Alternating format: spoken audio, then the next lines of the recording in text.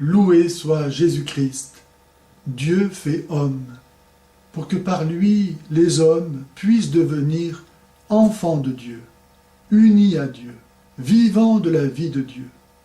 Sa paix et sa grâce soient toujours avec vous.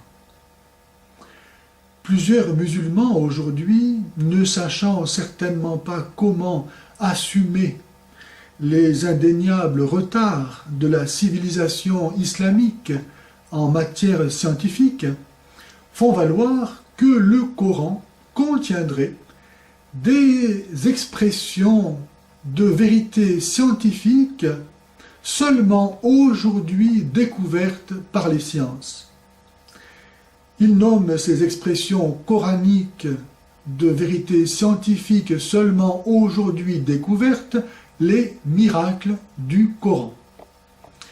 Au rang de ces miracles du Coran devant lesquels il faudrait s'extasier, se trouve par exemple en matière d'embryogenèse la création de l'homme à partir de terre et d'une goutte de sperme.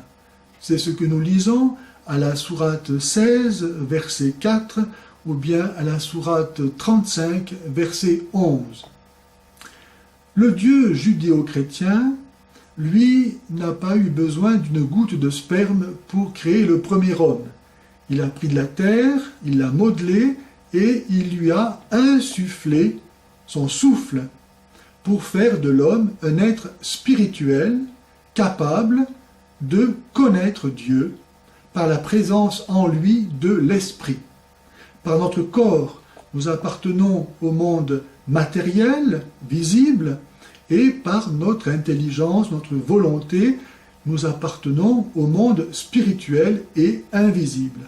Et c'est grâce à notre esprit que nous pouvons connaître Dieu qui est esprit. C'est pourquoi le Dieu judéo-chrétien crée l'homme à partir de terre et du souffle qu'il nous donne venant de lui. Allah n'arrive pas à imiter le Dieu judéo-chrétien et ne fait l'homme qu'à partir de terre et d'une goutte de sperme.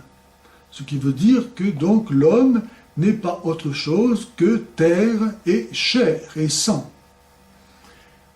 L'histoire ne dit pas pourquoi Allah a eu besoin d'une goutte de sperme pour créer le premier homme, ni même de quel homme venait cette première goutte de sperme pour créer le premier homme.